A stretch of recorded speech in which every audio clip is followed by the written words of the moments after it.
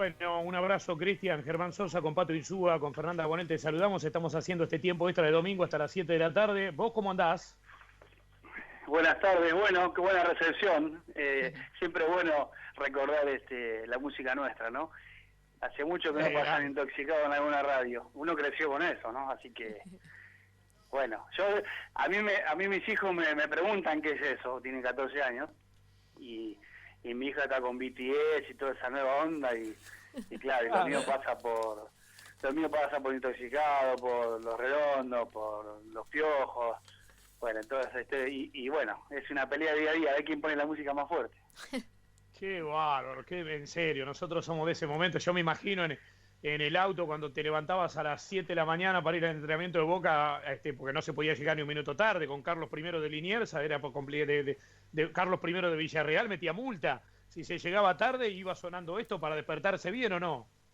Y sí, pero era lo que había que hacer, porque yo tenía Era pasar entre el peaje 7:30 del peaje de la autopista de la cancha de Vélez, porque si te agarraba a 8 menos cuarto y podías estar hasta las 8:30 en el peaje, así que tenía todo calculado y llegaba a la estación de servicio que estaba enfrente del Parque Lezama a tomar mate, a tomar un café con un muchacho que tenía, un hombre, perdón, que tenía camiones, nos poníamos a hablar de camiones, él no sabía quién era yo, y eso era lo bueno, hasta que un día apareció Palermo en la Shell y se descubrió todo.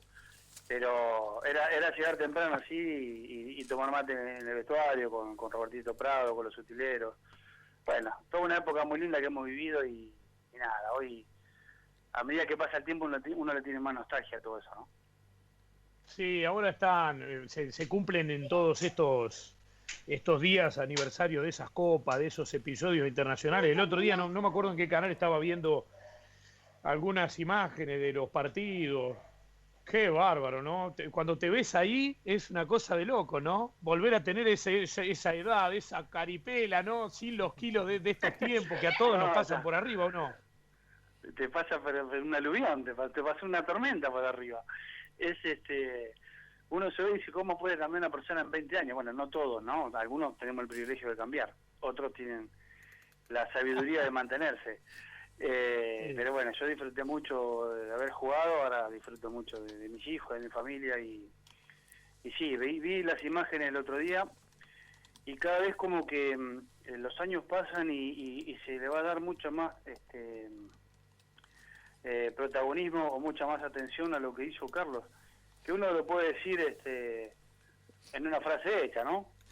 Carlos fue uno de los mejores entrenadores que uno tuvo y de la historia del club.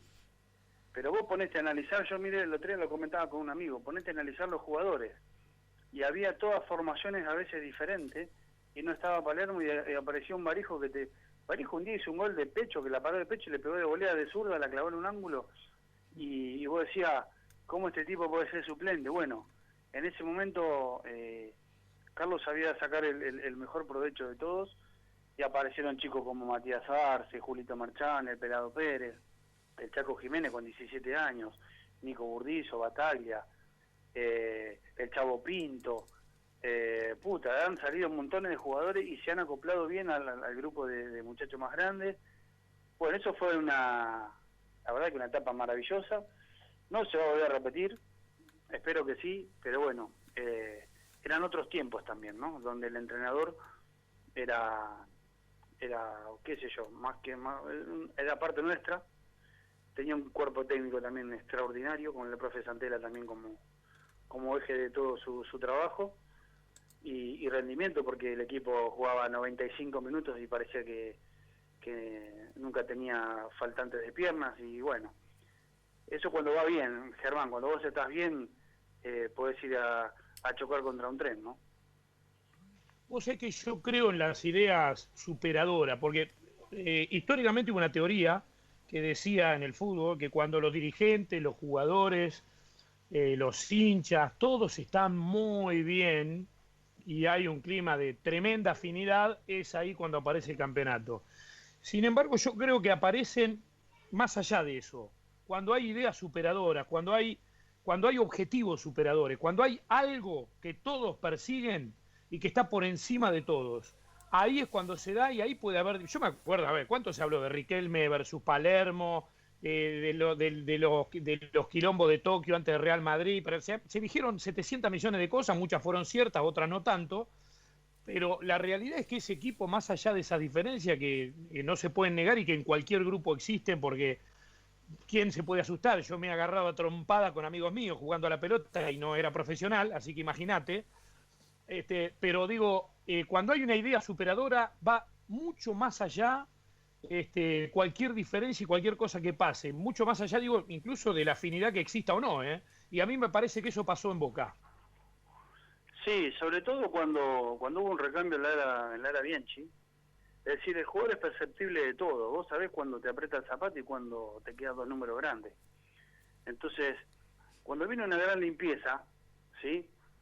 El jugador se pone mucho más atento y se pone mucho más a disposición de lo que tiene que normalmente es. ¿Por qué? Porque el jugador, en el fondo, uno siempre es egoísta en el buen sentido de la palabra y quiere jugar. Obviamente hay que competir en los entrenamientos para jugar.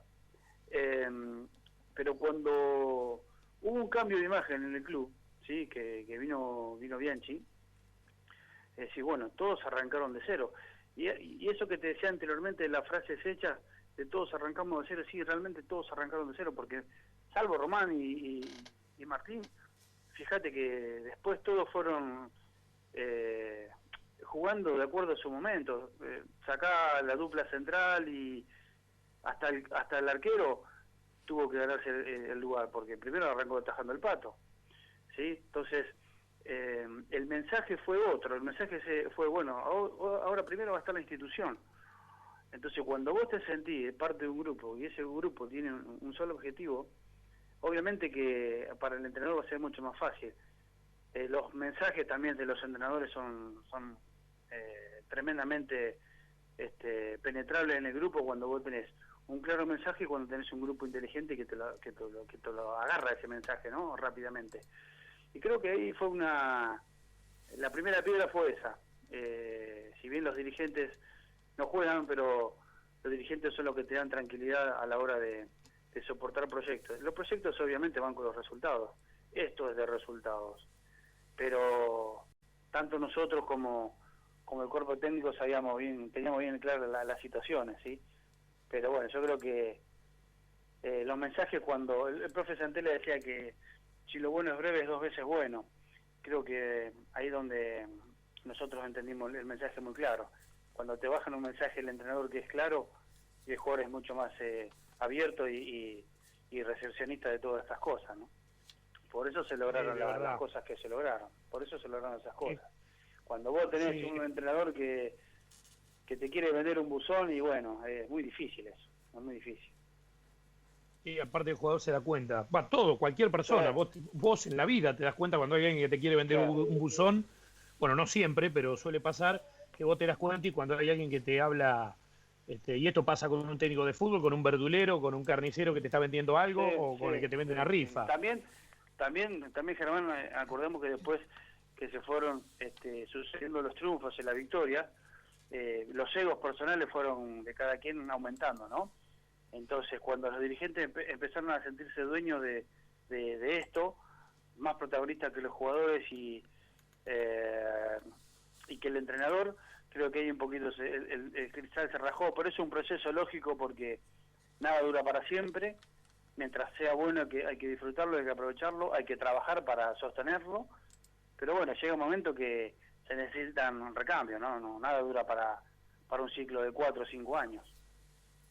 No, está claro, pero lo han disfrutado mucho. Yo creo que fue un equipo ese que se fue, con los cambios que fue teniendo, se prolongó en el tiempo, producto. O sea que ahora lo ponen a veces a Gallardo a la altura de Bianchi, y yo creo que Gallardo puede llegar a estar en camino a hacer algo comparable a Bianchi, pero hoy en día es imposible.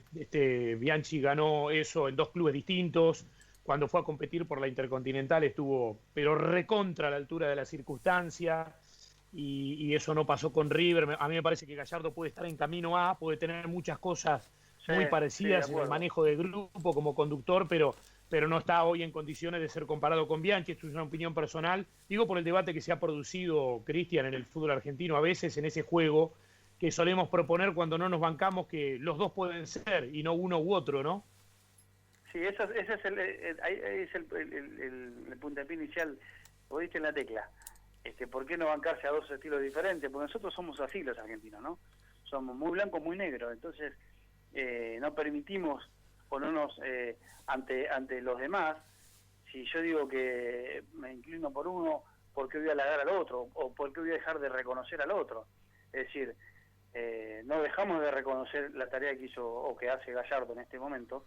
Obviamente no son comparables porque son dos personas que le han dado muchas alegrías al fútbol argentino a través de sus dos equipos más importantes. Pero son situaciones diferentes, son jugadores diferentes, son contextos diferentes. Tampoco yo veo que River ha cambiado una condición que era la de jugar más a lo físico. Bueno, ahora creo que le ha agregado la dinámica. Entonces, al ser dinámico y compacto, es muy difícil ganarle. Pero, qué sé yo, es el paladar de cada quien, ¿no? Vos le hablás al hincha de Boca y sí, el Boca de Bianchi capaz que no era lo vistoso, pero era efectivísimo. Y andá a preguntar a los hinchas qué es lo que quieren. Si jugar bien contra el Real Madrid y perder o ganarle. Entonces, esto es lo lindo del fútbol, pero sin dejar de reconocer a la rama Menotti y Bilardo es lo mismo, ¿sí? Son entrenadores que han aportado en su momento y le han hecho muy bien al fútbol argentino, así que desmerecer a uno u a otro no me parece.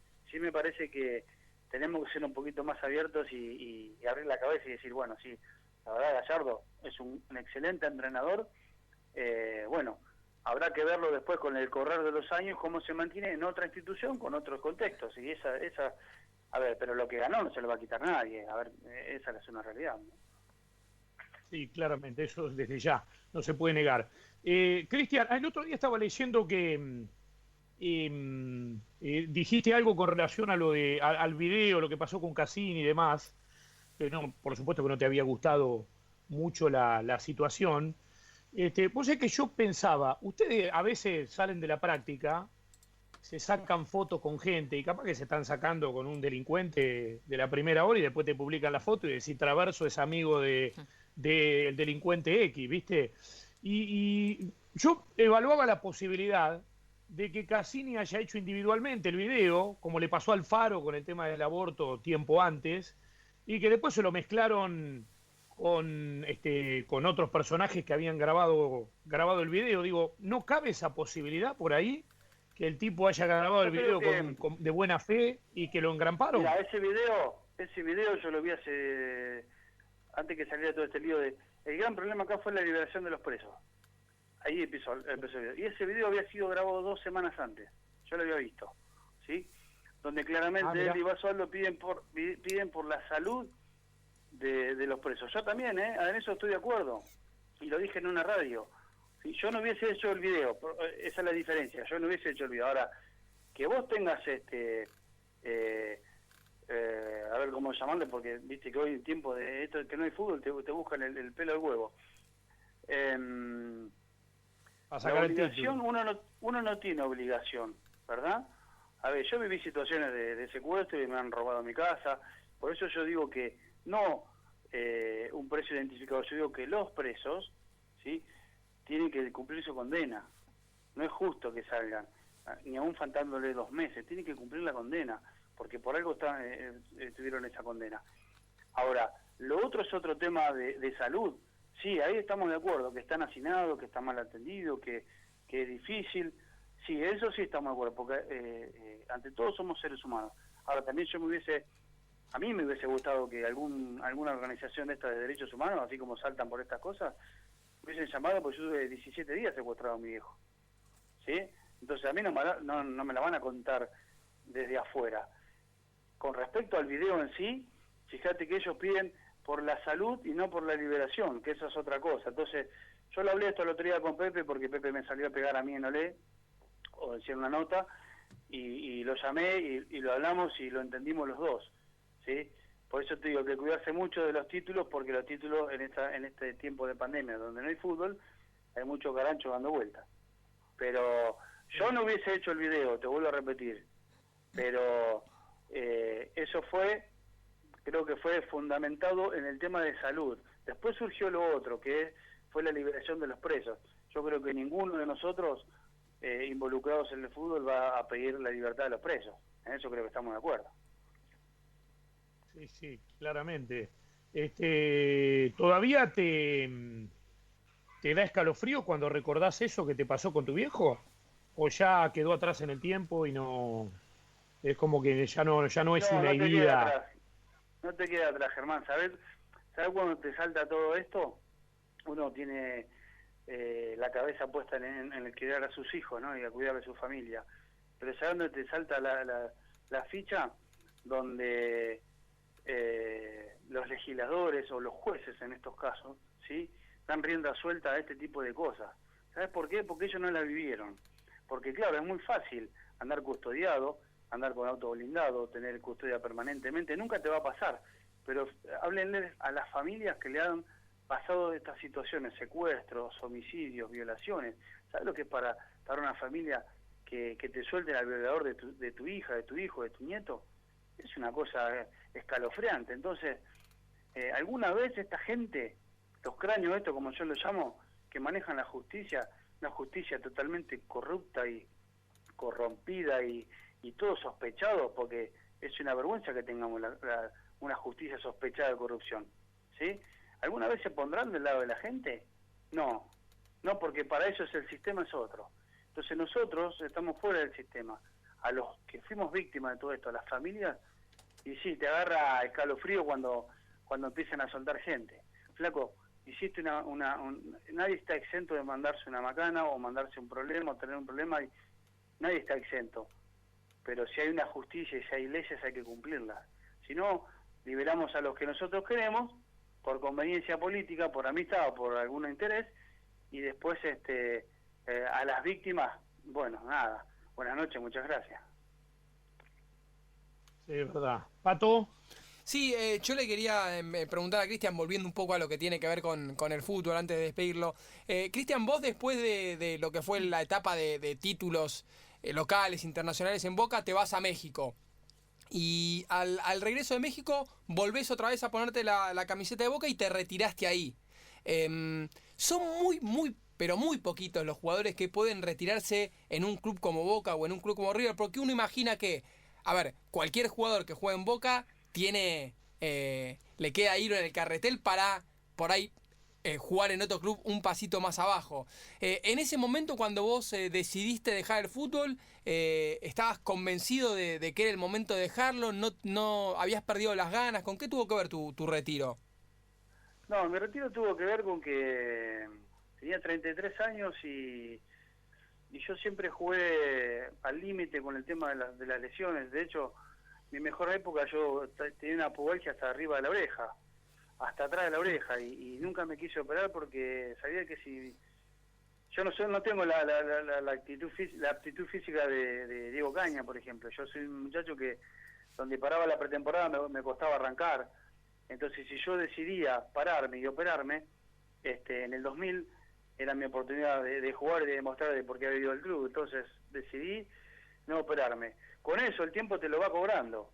Y a los 33 yo podía haber elegido algún otro club para seguir jugando y demás, pero tuve un encontronazo con el entrenador. Un día se me saltó la cadena y no volví más al club. Fue con el Chino. Hoy con el Chino tengo una excelente relación, pero Claro. yo pensé que tenía que jugar. Él después me quería explicar de por qué no iba a jugar, entonces bueno, nada, sucedió eso, tomé una decisión y la verdad que no me arrepiento de nada. Yo lo que viví en el fútbol lo viví, lo disfruté y no me arrepiento de nada. Sí, quizás lo único que me arrepiento es de haberme ido la primera vez de Boca. Yo no me hubiese querido ir, pero bueno, había un contexto que había que cambiar imágenes, había que cambiar jugadores y el club entraba en otro proceso que fue la no renovación de contratos altos y bueno, pero si hubiese sido por mí no me hubiese ido jamás de Boca. Hola Cristian, ¿cómo estás? Si pudieses quedarte toda la vida con una misma edad, ¿cuál sería? El año 2000, la de 28. ¿Por qué? 28 años, porque fue mi mejor año de carrera, incluso aún peleado con Olé, que me ponía 2 o 3 puntos, en la final de Palmeiras me puso 10, Es decir, a mí nadie me regaló nada, me costó mucho todo.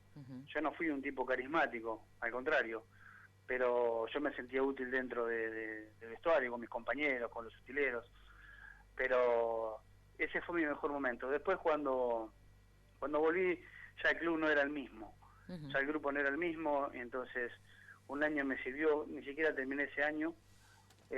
Vuelvo a decir lo que dije anteriormente, cuando uno piensa que está encima de las decisiones del club y que todo lo cuestiona y que cada quien tira para su lado, ahí yo agarré y di un paso al costado. ¿Por qué? Porque quería evitar problemas. Incluso el presidente me llamó y me preguntó si yo estaba loco de por qué había abandonado Boca los últimos 2 meses.